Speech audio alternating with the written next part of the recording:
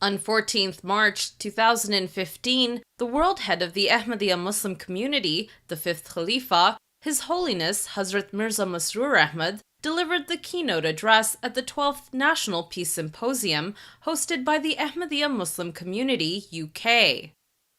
The event was held at the Croydon Mosque in London with an audience of more than 1,000 people, including non-Ahmadi guests comprising government ministers, ambassadors of state, members of both houses of parliament, and various other dignitaries and guests.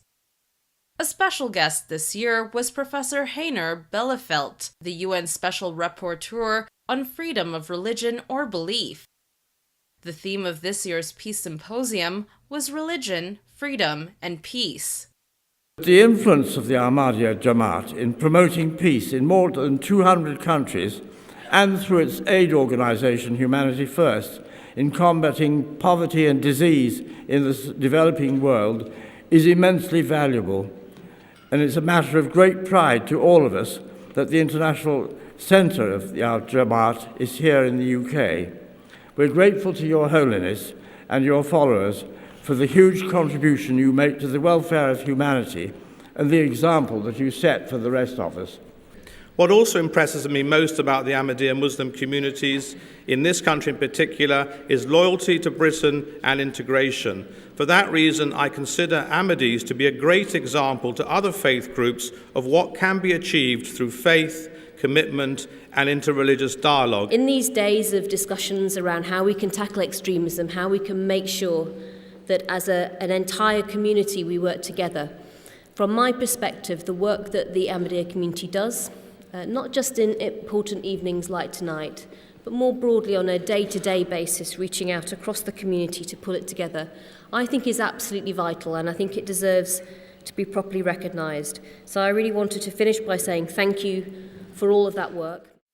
During the event, His Holiness also presented Mrs. Sindhutai Sapkal, renowned as a mother of orphans, with the Ahmadiyya Muslim Prize for the Advancement of Peace, in recognition of her outstanding efforts to personally alleviate the suffering of more than 1,400 orphaned children, and providing them with food, shelter, education, and safety. During his keynote address, His Holiness categorically condemned terrorist groups such as ISIS, Boko Haram, and Al-Shabaab as acting completely against the teachings of Islam and quoted verses of the Holy Quran that refuted all forms of extremism. His Holiness also praised the response of world leaders such as Pope Francis and President Obama following the recent Paris terrorist attacks. In February, the United Nations Security Council unanimously passed a resolution directly targeting the funding of ISIS and ordering sanctions to be levied on any groups who sought to illegally purchase oil from it or engage in any other form of trade. If this resolution is properly implemented, then, as I have said before, I believe that it will not take years to defeat ISIS, but rather its cruelties can be brought to an end in a matter of months. Recently, a French journalist who had been kept as a prisoner by ISIS for 10 months before being released spoke about this, his experiences whilst in captivity. He said that he never saw a copy of the Quran during his entire time as a prisoner of ISIS. And when he asked the terrorists how they justified beheading people and their various other cruelties, they never had any answers.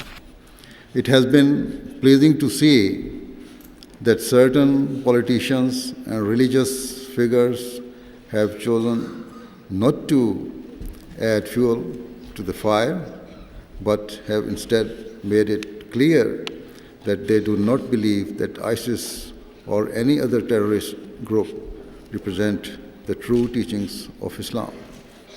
For example, during a recent speech in Washington, President Obama said very clearly that the terrorists were betraying their religion and had no link with Islam. In January, as I'm sure you will all be aware, terrorists attacked the offices of the magazine Charlie Hebdo in Paris. It was a horrifying attack and completely against the teachings of Islam. When the issue of free speech arose in the days that followed, Pope Francis said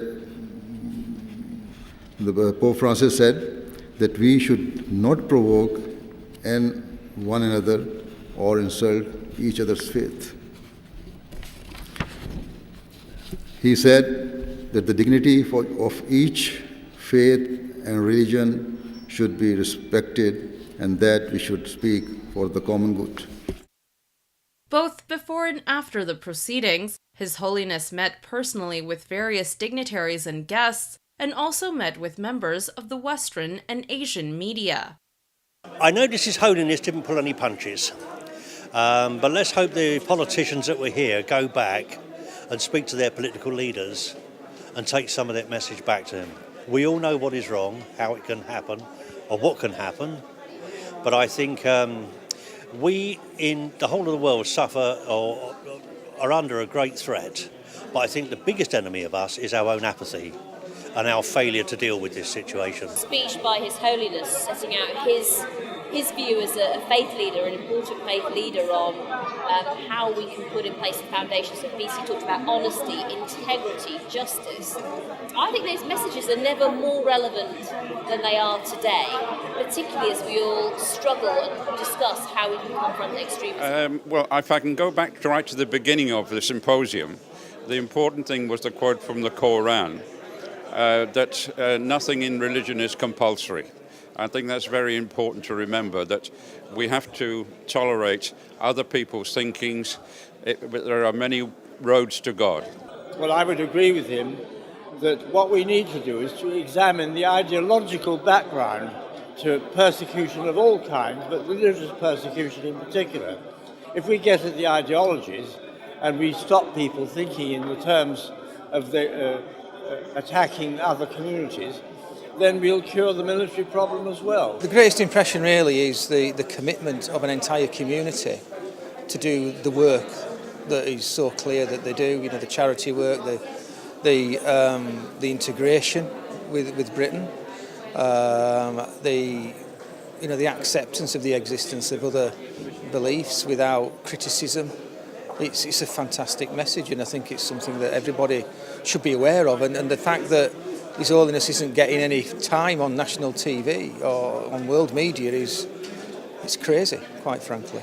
Clearly what the Ahmadiyyas have been doing is quite exceptional, and I know from my long contact, which goes back over 10 years at least, just how much work the community has been doing in promoting religious harmony and interfaith dialogue. Clearly it's an example to other groups, particularly within Islam, where I don't think sometimes that the level of dialogue we need, even at a domestic level, is quite as good as I would like. If you think about how we in this country, in Britain, think about Islam, it's generally negative. And that's not the fault of Islam, that's the fault of the media and of course the people that do stupid things like the French bombings and French killings. The Quran does not say we should do harm to people. And he spoke specifically about some of the verses.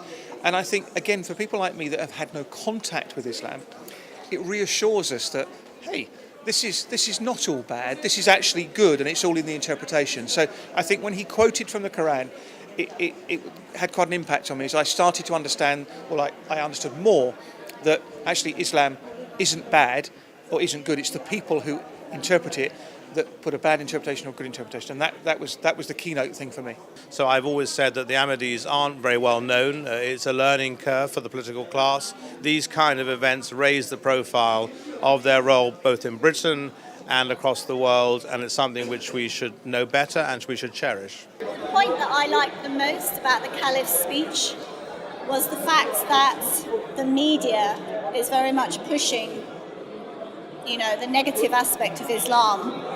And today, I know that anyway, but today I feel very clear that Islam, and the Ahmadiyya movement is very much a peaceful movement, and it has nothing to do with what we see in the media or what we hear in the media. I think there's a lot of negative publicity being linked with Islam at the moment, and it was good. His Royal Highness actually clearly stated that Islam has nothing to do with the violence and the atrocities that are going on around the globe, particularly what's going on in Iraq and Syria and the recent incidents in Paris recently. What was striking was that basically on our way here we were discussing the same points that he later addressed in his speech.